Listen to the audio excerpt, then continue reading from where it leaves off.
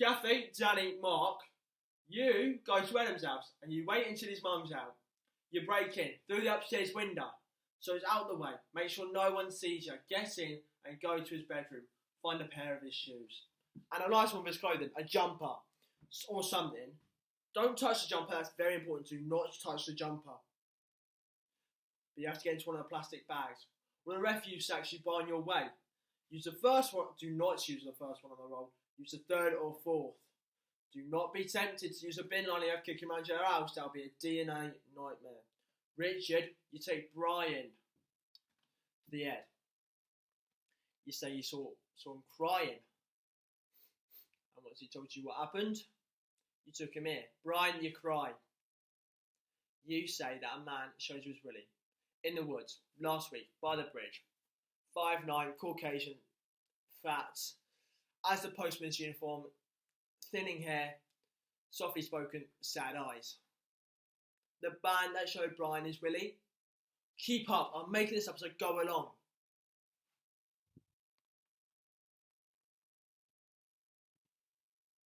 Lou, Danny, Jan. You take his shoes. Lou, you put them on. And you enter from the woods from the south entrance by the Asda. Danny, you enter from the east entrance. With Jan on your back. The weight of you two combined should equal that of one fat postman. You make your way into the woods. Do not put her down unless it's on concrete or a tree trunk. Never when you're walking in the mud. You meet Lou near the bridge. And you move around a bit. And then you exit from the south by the Asda. Kathy and Mark, you meet them there. But on your way, you should find a quiet street and wait until it's just you and a man. You walk ahead of the man, and when you're far enough ahead, look here upon this picture, and upon this. The counterfeit presentment of two brothers. See what grace was seasoned upon this brow, Hyperion's curls. The front of Jove himself, an eye like Mars, to threaten and command, newly lighted upon a heaven-kissing hill. A combination of a form indeed, where every god did seem to set his seal to give assurance of a man, this was your husband! Look you now what follows. Here is your husband, like a mildew deer, blasting his wholesome brother. Have you eyes? Could you on this mountain leave to feed a baton on this moor? Have you eyes? You cannot call it love.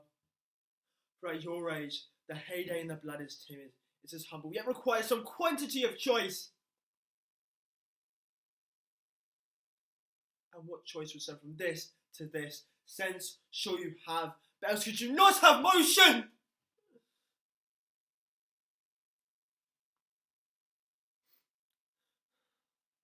But sure that sense is apoplex, for madness would not here so but it reserves some quantity of choice. Serving such a difference. What devil was that had cousined you at hidden and blind?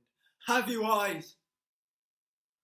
Eyes without feeling, feeling without touch, without smell, without sight. All part of one sickly true sense, could not so mope! Shame, where is thy blush? Rebellious elf, that cast mutiny into matron's bones, to flaming youth that virtue be as wax and melt in her own fire. Proclaim no shame!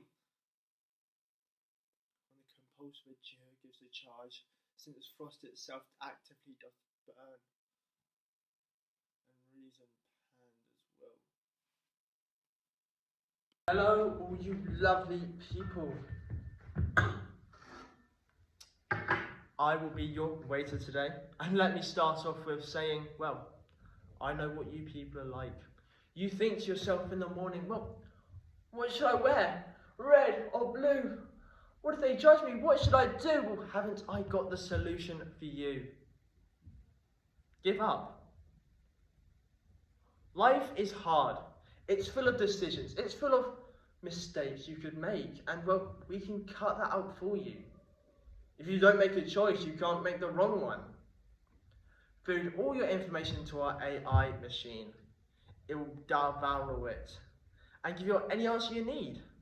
Ignore the fact what we do with that information, selling it to the highest bidder, making a quick buck while you're ambushed by a bunch of brands and ads you don't even know you wanted, buying products you don't even need, but we say you do.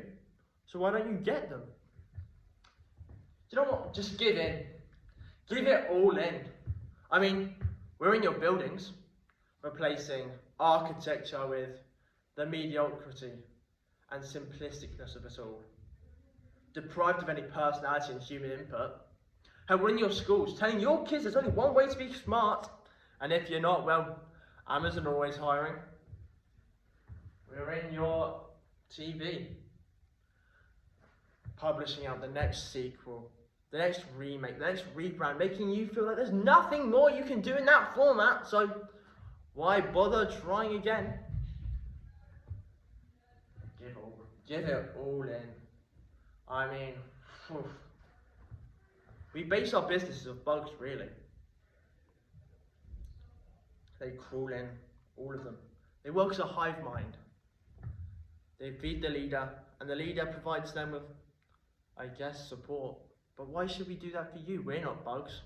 We give you the idea of freedom. That you're free to make your own choices, you're free to be creative, but realistically, we want you all the same. Wear the same, look the same, walk the same, buy the same, all of our stuff. Creativity is dead, so dig in. Drink your pride, swallow your ambition, swallow your choices in life, and swallow that personality you have for the simplisticness of mediocrity. It's in your best interest.